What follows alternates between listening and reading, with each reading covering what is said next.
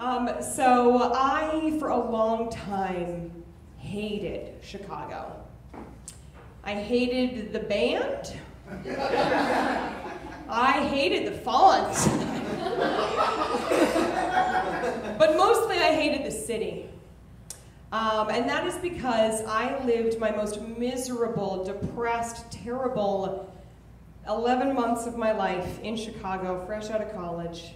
I moved there to be an improv comedian and to study at I.O. and to be happy and love my life, and after I.O. would be SNL, and I mean, here we go.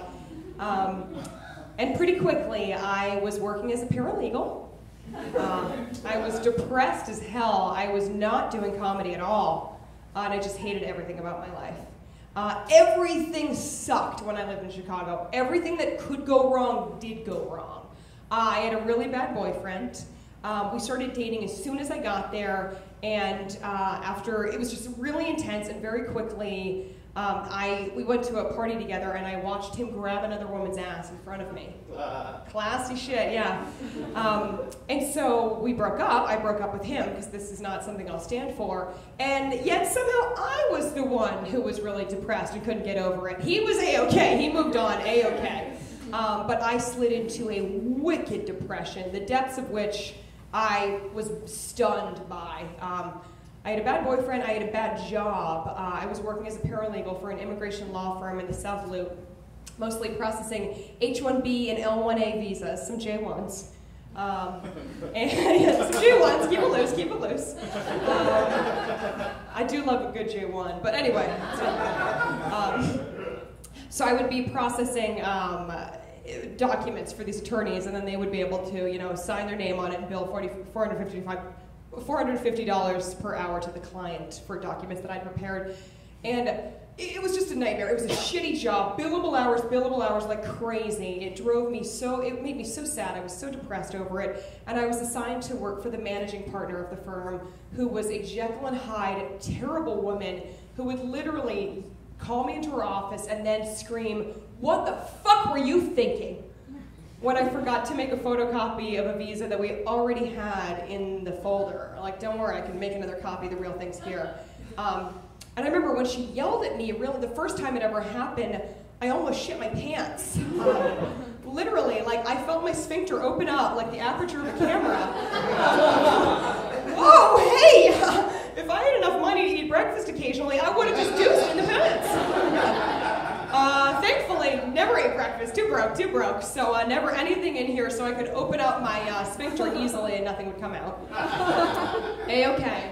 I, of course, had a drinking problem. I mean, come on, you know what I mean? What else are you gonna do?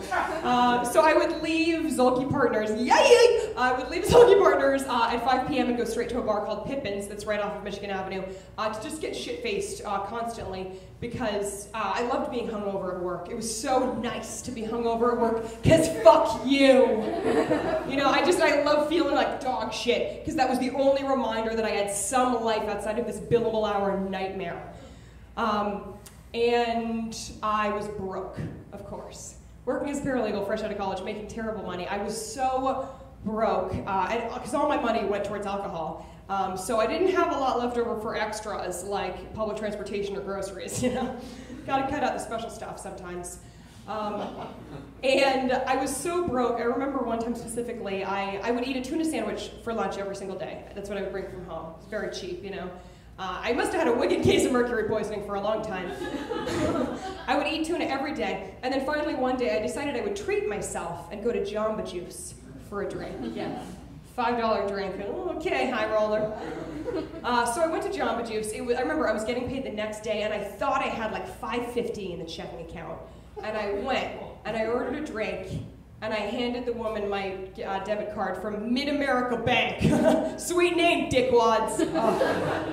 So I handed her my card, and she swiped it, and it was rejected, because I didn't even have $5 in my bank account. And she'd already blended the drink, and I was just standing there. I was like, oh, fuck. So I handed her my Amex, knowing full well it was maxed out. I mean, there was no money left on it. I had no money to my name, but I was like, let's do this dumb charade where I pretend I don't want to kill myself. So I handed her my Amex, and she swiped it and was like, And we just stared at each other, and I was practically in tears. And I was like, I don't know. And this sweet Jamba Juice lady just, oh man, I mean, it was like she knew I needed so much more than this free razzmatazz protein boost. Like, I needed fucking help, you know? But maybe the first step would be a free razzmatazz protein boost. So God bless her, she gave it to me for free. And she was just like, no, take it, it's already blended. And I gotta say, like, getting a free razzmatazz protein boost was the nicest thing that happened to me in my entire year in Chicago. So I called my parents and I was like, listen, I literally am thinking about throwing myself in front of the L train. Like, it was dark time. I would just cry constantly. I would cry in the morning. I would wake up crying in the shower, cry on the way to work. Like, I was just, it was like nothing I've ever experienced. So I called my parents and I was like, please help me. If I don't come home soon, I'm coming home in a body bag. So God bless, they were like, fuck it, we'll pay your last month's rent, come home. So I moved home to my parents' house in the suburbs of Boston, and like sleeping back in the old twin bed with glow-in-the-dark stars overhead, like, oh, everything sucks. But I was just so glad not to be in Chicago and sad anymore, and I slowly dug out over the course of a year, and I got a job that also paid shit, but I wasn't paying rent, and my parents, like, kind of nursed me back to life. So after a year, I was like, I'm gonna go back to Chicago. Brilliant. For a weekend, to make peace with the city. To show this city it didn't get me. So I was like, I'm just gonna go back, because I was going long enough to forget what I hated about it. So I went back to Chicago, and like a glutton for punishment, I went out to dinner with the ass grabber ex-boyfriend. Hey, way to go! So we went out to dinner, and then we ended our night by going to a bar called Stanley's, that's in Old Town, Lincoln Park. That's sort of a late night bar. And I'm there with the ass grabber ex, and he's being a douchebag, and I'm like, what am I doing? He's such a piece of, like, I want him so badly to like me, and he doesn't give a shit. And we're doing this all over again, Selena, and you learn nothing from this year of being away. You're coming back to make peace. No, you're not. You haven't learned shit. You're in the same exact boat. And so my ex-boyfriend was like, listen, I'm gonna go to another bar with my buddies, and you should probably stay here. And he made it pretty clear that I was not invited to continue on with him. And my friend Ginny was at Stanley's somewhere, so I was like, okay. So he leaves, and I'm standing alone in the bar, and Ginny is somewhere by the bar, but I'm sort of in this, it's very crowded. And I'm standing there all alone, and he walks out, and I just remember so vividly, Suspicious Minds was playing by Elvis. An amazing song. And I am all alone, and it's just right back where I was a fucking year ago. And I feel like so upset, and I just feel like if somebody even looks at me wrong, I'm gonna cry or I'm just gonna swing. And you know, like, I love when the song, it's just like, I'm caught in a trap, I can't walk out, because I love you too much, baby. And I'm standing there and I'm just like, oh God, I feel just so fragile, like, this is not okay, I just feel like I'm about to break. And at that moment, I just feel wet down the back of my hair, just a fucking wetness. And I turn around, and it's a couple, and they're drunk Cubs fans. And they are so drunk, they can't stand up, and they've just spilled their entire beer down the back of my hair. And I am not in any shape to fucking let this go. And I have a fresh pint in my hand. And I just spin around, like, I identify what's going on, and then I'm just like, onto this couple. And they're like, oh my God, what the fuck is your problem? Because they're so fucking Chicago. And I tee off on them like they are my year depression in Chicago. I did what I do when I get really drunk, which is I slip into a Boston accent, which you know I don't fucking have. But when I get really drunk, it's like Good Will Hunting up in this bitch. I just fucking lose it on these two, and I'm like, fuck you, fuck you. Second city, more like fucking shit city. This place sucks cock. Oh my God.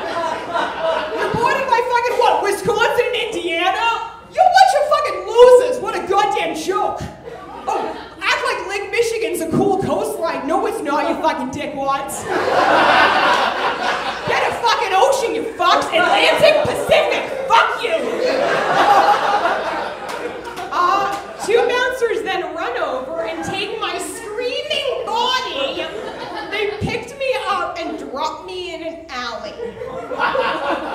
And they asked me to please never return to Stanley's. Which I was like, oh, never come back to this godforsaken town? That would be my fucking pleasure.